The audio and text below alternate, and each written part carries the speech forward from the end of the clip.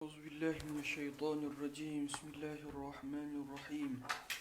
الحمد لله رب العالمين، نحمده ونستعين ونستهديه ونستغفره ونعوذ بالله من شرور أنفسنا ومن سيئات أعمالنا. من يهده الله فلا مضل له ومن يضلل فلا هادي له. أشهد أن لا إله إلا الله وحده لا شريك له.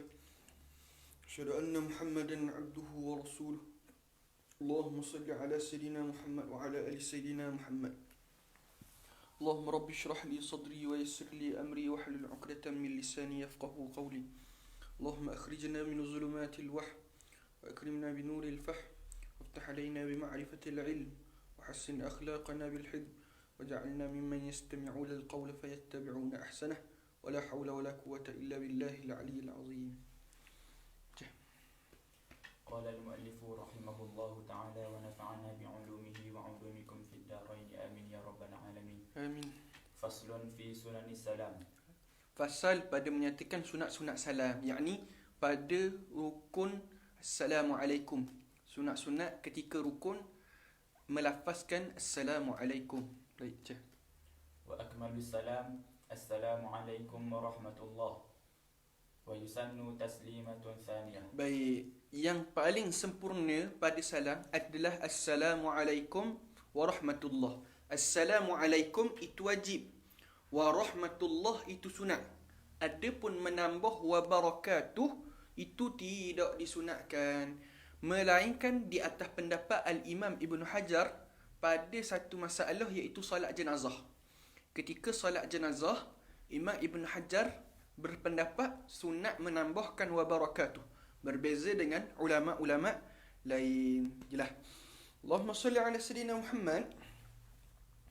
Wa yusannu, dan juga sunat taslimatun thaniyah, sunat juga memberi salam yang kedua.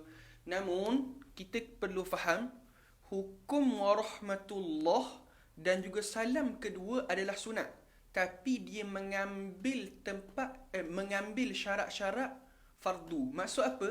Sekiranya seseorang tadi batal wudu selepas salam pertama, contoh Assalamualaikum ketuk, ketika itu haram dia menambah wabarakatuh ataupun memberi salam kedua, kerana walaupun warahmatullah dan salam kedua adalah hukumnya sunat, tetapi dia mengambil syarat-syarat salam yang wajib. Jelas dah? Kalau ni boleh tengok dalam kitab Kifayatul Akhyar dia sebut. Jelas. Dakwah batal salat. Tak batal, tapi dengan syarat dia ketuk, dia batal tadi lepas kum. Assalamualaikum. Sekiranya sebelum kum dia batal dah, maka ketika itu tidak sah sembahyang dia. Jelas? Dosa je lah. Ha? Dosa tidak batal. Tak batal. والابتداء به مستقبل القبلة. Dan memulakannya salam, walibtida'u, dan memulakannya salam mustaqbilal qiblah, dengan menghadap kiblat. Assalamualaikum. Kata ingat zaman ngaji dulu tok kata benda, nak paling ni lepas kum. Assalamualaikum warahmatullah. Assalamualaikum warahmatullah. Jelas? Jangan dak dang benda ni. Assalamualaikum. Sabar. Waliltifatu fi taslimataini, dan berpaling dalam dua salam. Adapun hangguk apa ni? Angguk kepala, hak tu tidak disunatkan. Bahkan setakat ni cari-cari tak ada dalam kitab. Wallahu a'lam, kalau ada sahabat-sahabat temu boleh tunjuk. Sebab setakat duk cari-cari ni tak jumpa.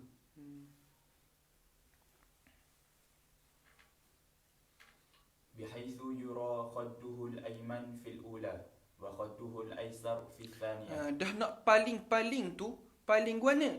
Bihaisu, sekira-kira paling tadi tu, yura, kelihatan, khadduhu, pipinya, al-ayman, hak kanan, fil ula, pada hak pertama, wa khadduhu, dan pipinya hak kiri, al-aisar fi saniyah, pada hak kedua. Maksud mana? Ketika dia paling tu, qada-qada nak paling tu, orang belakang boleh tengok dah sikit pipi dia. Tak apa tu. Tapi ada pun dia pandang, siapalah dia tengok orang belakang, hak tu lebih afdal. Tapi sekurang-kurang dia paling tu orang boleh tengok sikit pipi dia. Jelah. Nawiyan bitaslimatil ula al-khuruj minas salat. Dan dia niat nawiyan bitaslimatil ula, dan dia niat pada salam pertama itu khuruj minas salah, keluar daripada sembahyang.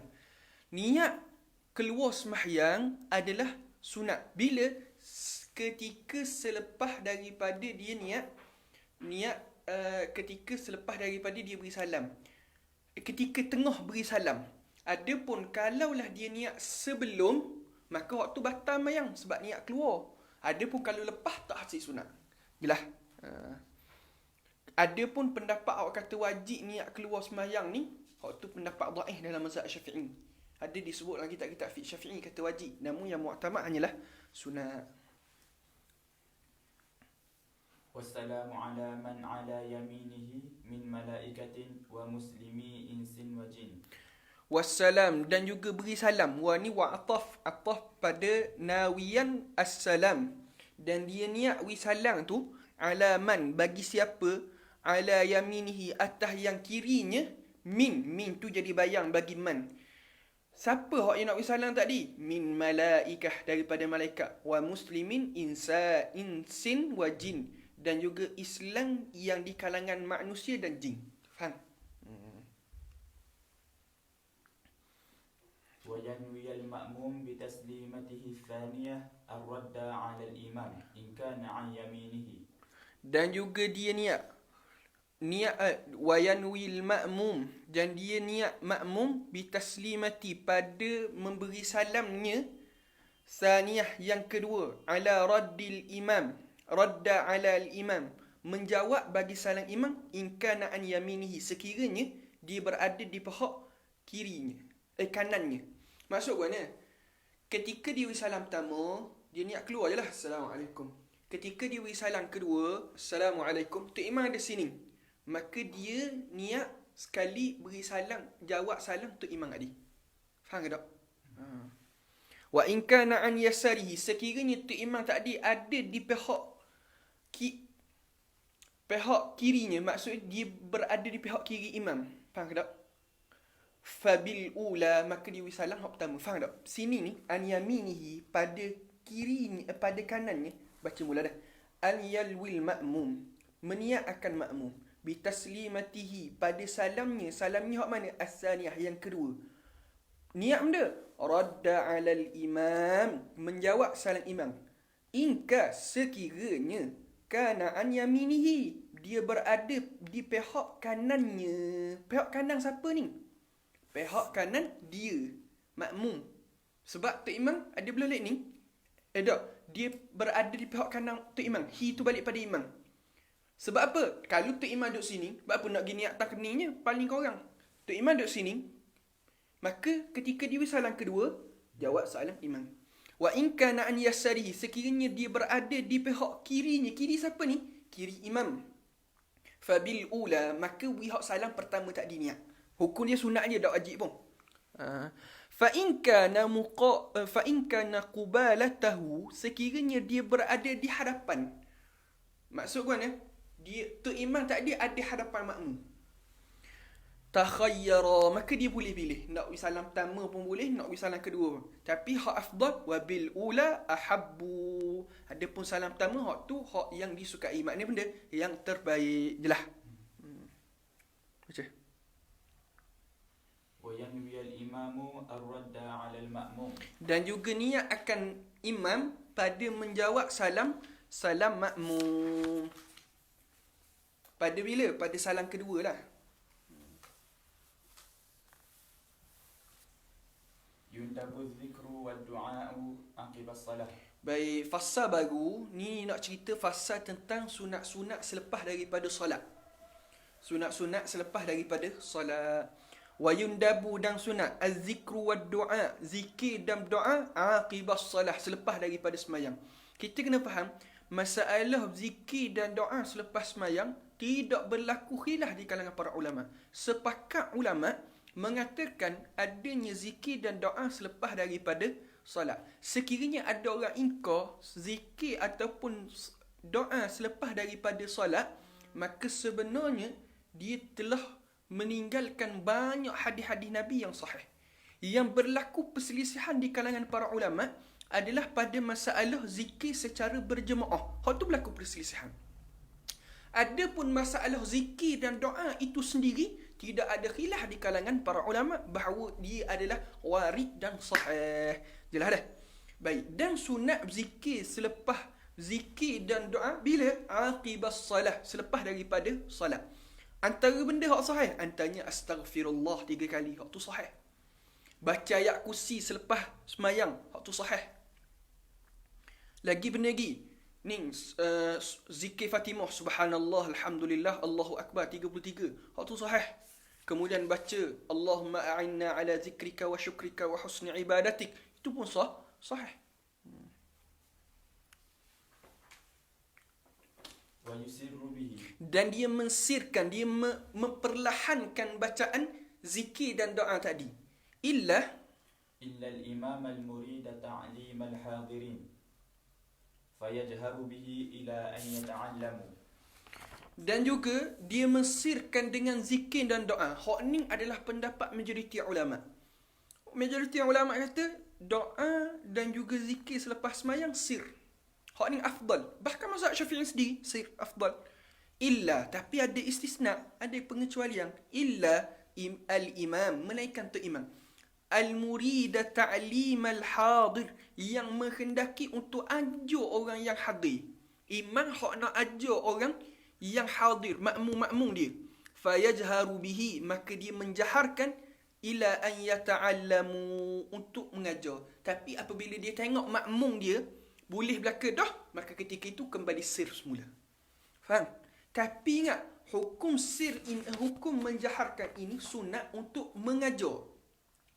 Namun sekiranya ada orang tengah semayang juga, maka janganlah dikuat terlalu kuat sampai mengganggu orang yang sedang semayang, sebab dia boleh jadi jatuh hukum haram. Jelas? Sama. Wa yuqbilu 'ala al-ma'mumin bija'li yasarihi ila al-mihrab. Dan menghadapnya tu imam alal ma'mum, kepada makmumnya, bija'li, dengan menjadikan yasarihi, bahawa kiri tu imam, ilal mihrab, pada mihrab. Ya kan, ni contoh kita mayang ngadap gini, ni kiblat. Jadi sebelah kita ni ada mihrab kan.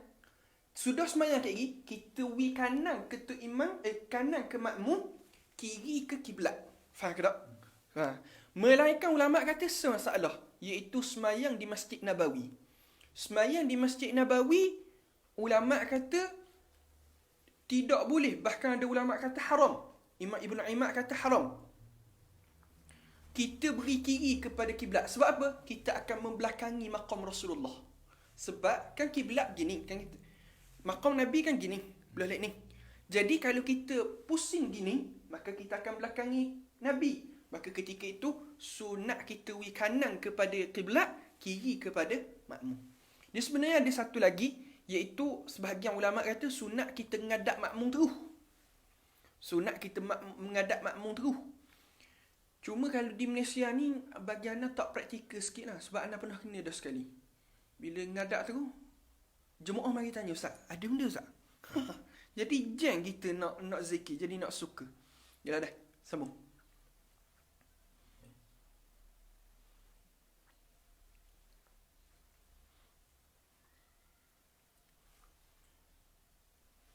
Wa yundabu fihi wa fi kulli du'ain raf'un yadaini. Sini dia sebut tu. Sebab ada sebahagian nuskah yang sebut wa yundabu fihi raf'ul yadain wa fi kulli du'a. Ada tak nuskah sebut itu? Nuskah yang tak sebut mana? Wa yundabu fihi wa fi kulli du'a. Entah. Ni. Wa yundabu fihi wa fi kulli du'a. Ada sebahagian nuskah wa yundabu fihi raf'ul yadain wa fi kulli du'a. Dia macam tu. Tak apalah, murak sama je. Perbezaan nuskah, tapi maksud sama je, tak ada masalah. Dan sunat padanya pada doa tadi tu, pada doa selepas tu, doa selepas semayang tu raf'ul yadain, mengangkat tangan. Jawab dulu, mengangkat tangan. Wa fi kulli du'a dan begitulah juga semua doa-doa. Semua doa-doa sunat angkat tangan. Tapi kulli di sini kulli alam dia. Dalam matang sulang sebut mana? Majmu' ke jami'? Wa yuhkamu ala kulli bukan. Wa hukmuna Al-kullu hukmuna. wa kullu hukmuna ala al-majmu'i. Kami Al-kullu. jadi sini tak boleh baca kullu, sini jadi kulli ya. Kamu dah. Dah bukan maksudnya matang. Silap. Kullu. Dalam matan sulam. Wa hukmuna ala kullu. Al-kullu hukmuna. Silap Allah. Baik, jadi kulli di sini alal majmu' bukan ala jami', pada sebahagian besar. Sebab apa? Ada doa-doa yang tidak sunat kita angkat tangan. Contoh doa dalam semayang. Dalam semayang kita doa Rabbi ghfirli warhamni wajburni warfa'ni warzuqni wahdini wa'afini wa'fu anni. Kan doa sunat, doa kita angkat tangan, doa sunat. Lagi doa ketika khutbah. Ketika mana tengah khutbah, tok khatib tidak sunat angkat tangan. Adapun makmum pada mu'tamad mazhab Syafi'i sunat angkat tangan. Jelas. Jelas, sambung. Tapi maknanya bukan semua doa lah yang sunat angkat tangan. Ada tempat-tempat yang tidak sunat angkat tangan. Thumma mashul wajhi bihima. Kemudian dia sapuh mukanya selepas dari bihima dengan doa tadi. Jelas. Wa da'awatul ma'thurah. Dan dia berdoa dengan doa-doa yang maksur. Doa-doa maksur ni benda doa-doa hak Nabi doa. Contoh Allahumma inni as'aluka mujibati rahmatik wa azaima maghfiratik wassalamati min kulli wal ghanimatan min kulli bir wal fawza bil jannati wal najata minan nar. Contoh doa lagi, doa dalam ni, doa dalam maksurah hak Imam Hasan Banna tulis. Semuanya hak tu adalah sebahagian besarnya doa-doa yang maksud daripada Nabi sallallahu alaihi wasallam. Tapi kalau nak doa dengan doa lain, tak ada masalah. Wassalatu ala nabi Walhamdulillah. walhamdu awwalahu. Dan juga dia mengucapkan alhamdulillah awwalahu pada awalnya. Wassalatu ala nabi sallallahu alaihi wasallam awwalahu wa akhirahu. Dan dia selawat pada Nabi awalnya dan akhirnya. Ni maksud mana? Doa alhamdulillahi rabbil alamin. Allahumma salli ala sayyidina Muhammad. Patut doa. Akhir tu sallallahu ala sayyidina Muhammad wa ala alihi wa sahbihi wasallam. Sebab apa? Ulama kata ini tawassul. Tawassul dengan pujian pada Allah dan tawassul dengan selawat pada Nabi sallallahu alaihi wasallam. Masalah tawassul dengan memuji Allah, dengan memuji Nabi, bahkan tawassul dengan amalan-amalan soleh, majoriti para ulama mengatakan boleh, berpandukan hadis yang diriwayatkan oleh ramai para ulama hadis berkaitan dengan masalah 3 orang lelaki yang terperangkap dalam gua. Jelas. Wansirafuhu aqiba salamihi idza lam yakun thumma nisa'un. Sama Summa jadi makna lain. Wansirafuhu dan juga dia berpalingnya imam. Berpaling di sini dengan makna meninggalkan tempat tadi. Aqiba salamihi selepas daripada salamnya, idza lam yakun jika tiadalah sama di sana. Kalau summa dengan makna lain, sama di sana. Nisaun perempuan. Dia maksud mana? Tu imam selepas wisalam sunat dia tinggal tempat semayang dia tu pergi kat tempat lain. Sebab Nabi lepas dia semayang dia akan pergi duduk kat tiang tu untuk berzikir. Jadi kalau kita perhati molek, temu dengan hadis-hadis. Temu dengan perbuatan mula-mula. Tadi suruh paling. Lepas tu dia pindah kat mana se? Maka kata para ulama, maksud dia gini. Sebab ada zikir yang sunat kita buat betul-betul selepas semayang. Kemudian kita nak zikir hak lain pula. Betul tak? Maka nak zikir hak lebih-lebih lain tu kayak gigi. Jadi kita paling, kemudian kita istighfar. Kemudian kita baca ayat kursi. Kemudian kita tu, kemudian nak sambung lagi zikir-zikir yang banyak, selawat-selawat yang banyak, kita pun pergi duduk tu, kemudian zikir sambung. Faham? Tapi ada syarat. Idza lam yakun, sekira-kira tiadalah sama di sana nisaun. Sebab apa? Sebab takut temu dengan orang puang. Ni nak lari ni, tapi syarat dia mestilah bukan dia tidak sunat ni sekiranya laluan dia dengan laluan orang puang tu laluan yang sama. Kalau laluan yang berbeza, tak ada masalah lah. Sebab apa? Sebab kena jaga juga. Fitnah orang puang ni besar. Ana pesan sungguh kepada para penuntut ilmu, jaga diri daripada hak berkahwin dah, alhamdulillah. Allah Ta'ala selamatkan dia daripada satu. Bukanlah anda kata gini memburukkan orang puang. Orang puang marah ustaz. Dia kata Ustaz Aiman kerja kalau kuliah kutuk orang puang. Kuliah kutuk orang puang. Bukan anda kutuk. Ni peringatan untuk diri anda dan juga untuk semua sahabat-sahabat lelaki yang menuntut ilmu. Hati-hati.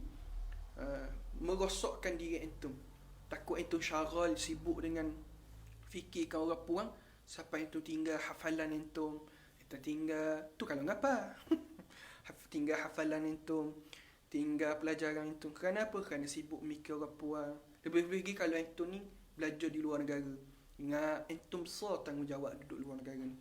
Tanggungjawab antum untuk menyelesaikan fardu kifayah atas masyarakat. Kalau antum sibuk dengan orang puang, sibuk dengan cara dengan nak apa, sibuk mikir nak nikah, rugi masa. Guru kami kahwin lewat. Walaupun anak bukanlah beriman sangat dengan benda tu. Bahkan Syekh Muhammad ni sajalah cerita untuk tasjid sahabat-sahabat. Guru anak Syekh Muhammad Abdullah Ali Mahyuddin, kahwin umur 40. Guru anak Baba Hanbali, kahwin umur 32. Guru anak Fadhil Ustaz Anafiah, kahwin umur 28. Tapi ada je guru anak yang kahwin awal. Tok Haji Awang Lanai kahwin awal. Bahkan Syekh Ramadan Buti kahwin awal. Tapi ente nak kahwin awal ke kahwin lewat, ni hak duduk depan ni. Maulana Wang Babu Soding ni. Ingat molek. Nak kahwin awal ke nak kahwin lewat, biar ente tahu apa tujuan ente dan apa persiapan. Ni sibuk nak kahwin awal. Suruh duduk belajar Jordan. Ustaz nak balik tak mau sama master sini. Buat apa? Sebab nak balik kahwin Malaysia.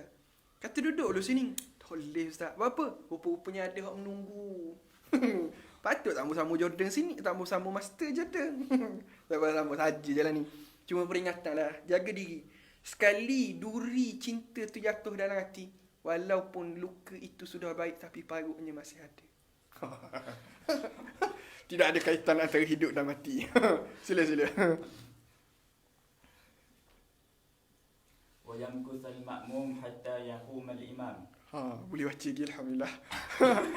Wayam kusa, dan juga diamnya makmum hatta yaqumal imam, sehingga berdirinya imam.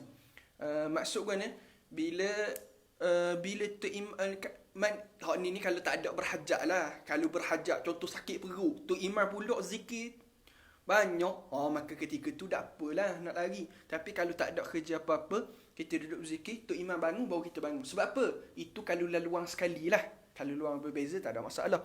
Hatta wayang sarifa, dan berpaling fi jihati hajatihi wa illa fa fi jihati yaminihi, dan berpaling akan makmum fi jihati hajatihi, pada sudut yang berhajat padanya. Wa illa, sekiranya tidak, fa fi jihati yaminihi, maka sudut kanannya. Maksud mana? Gini, nak keluar tadi kan kita sebut nak bangun bila tu imam bangun. Kalau ada hajat tak ada masalah. Tapi nak keluar tadi, keluar ke mana? Yang afdal keluar ke kanan. Tapi kalau ada hajat, contoh selipar kita belah lek kiri ataupun selipar kita belah lek belakang, maka tak ada masalah lah. Tapi kalau selipar dengan kita, contoh di Masjidil Haram, maka keluar ke kanan. Tapi kalau hotel kita belah lek kanan lah. Kalau hotel kita belah lek kiri, dak nak tawaf Masjidil Haram, Masjid Nabawi, dak nak tawaf. Tengok atas keperluan berhajat lah. Faham? وأن يفصل بين السنة والفرض بكلام أو انتقال وهو أفضل. Wayang fisal, dan dia memisahkan memisahkan baina sunnati wal fardi, di antara semayang sunat dengan semayang fardu. Kata ulama, semayang sunat dengan semayang fardu sunat pisah. Semayang sunat dengan semayang sunat pun sunat pisah. Pisah dengan benda bil kalam, dengan ucapan. Awintiqal, ataupun dengan berpindah tempat. Wahwal afdal, dan juga berpindah tempat tu afdal. Yalah tak? Maksud dia, kita sudah semayang fardu sini, maka nak semayang sunat pergi tempat lain. Ataupun kalau tepat penuh, maka duduk situ, buat keluar ucapan sedikit. Maknanya jangan sudah tu terus bangun. Biar ada ucapan-ucapan zikir ke apa sahaja ucapan. Di sinilah sunat pisah ni, fardu dengan sunat ataupun sunat sama sunat. Hak ni lah sebahagian ulama' dia ambil di antara terawih. Solat sunat terawih lepas 2 rakaat lepas, maka dia pisahkan dengan benda, dengan zikir, dengan selawat. Kita jangan nampak kata ni bid'ah zaman Nabi dah buat. Sabar dulu. Sunat pisah. Maka sunat pisah. Sekarang ni kalau nak pindah tempat, orang penuh masjid. Maka penuh masjid tu, mana boleh nak pindah-pindah, nak ganti-ganti tempat. Susah. Bila payah, maka ulama pun ambil ucapan. Jadi ucapan yang paling baik selawat pada Nabi SAW ataupun dengan zikir-zikir. Ini hujah bukan setakat ulama di tanah Melayu saja. Kebanyakan ulama di Jordan pun ada buat kan. Kedak je temu. Kedak je terawih di Jordan. Jadi rasa di Palestin ada buat. Ramai ada selawat. Cuma selawat yang pelbagai. Sebab apa? Tujuan utama untuk pisah. Sebab apa? Sunnah. Faham? Bukan sunnah, sunat kan lagi balas pula kan. Bila ustaz kata sunnah. Wan-naflu fi baitihi afdal. Wan-naflu dan salat sunat fi baitihi afdal, pada rumahnya afdal. Sebab Nabi sebut dalam hadis, afdalu salatil mar'i fi baitihi illa al-maktuba. Seafdal sembahyang bagi seseorang di rumahnya melainkan sembahyang fardu. Sembahyang fardu afdal di masjid. Tapi kalau sembahyang sunat afdal buat di rumah. Cuma kalaulah tahu dah mayang di kalau balik rumah sahih tak buat, maka ketika itu afdal buat di masjid. Samalah juga, satu benda. Samalah juga orang kita kerana melihat kelebihan semayang di Masjidil Haram, Masjid Nabawi, kadang-kadang dia tak semayang di rumahnya. Ini satu rumah memang dah di hotel dia. Sedangkan fadilat di rumah ada, fadilat di Masjid Nabawi dan Masjidil Haram pun ada. Jadi jangan tinggal dua-dua. Melainkan kalau bilik hotel tu rapat doa. Jelas dah. Sambung. Sebab apa ulama kata afdal buat di rumah? Kerana dia menutup riak, menutup ujub. Jelas.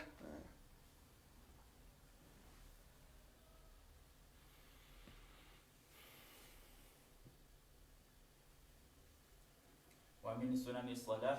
Dan daripada sunat-sunat solat. Hak ni orang panggil benda ni syarat kesempurnaan solat. Dia syarat-syarat ni dia ada 3. Dia ada syarat wajib kita lepas dah. Kemudian syarat sah. Syarat sah lepas ni dia akan terang. Lepas tu dia ada syarat-syarat kesempurnaan. Jelas tak? Al-khusyu'. Yang pertama khusyuk. Apa maksud khusyuk? Khusyuk ni tenang hati dan tenang anggota. Tu sekurang-kurang khusyuk. Kita faham apa yang kita baca. Hati kita ni tenang. Tetap hati kita dalam semayang. Tapi lintasan-lintasan itu biasa. Sebab apa? Manusia. Nama pun manusia. Nasial. Lupa. Jadi dia mari terletak. Biasa. Kita bukan wali. Kita kuali. Dosa banyak. Allah. Jadi tak ada masalah. Tak ada masalah. Yang kedua, tetap anggota. Anggota kita tenang. Tidaklah duk main garu-garu khusyuk. Mu'tamad mazhab Syafi'i, khusyuk dalam sembahyang hukum dia sunat. Tidak wajib.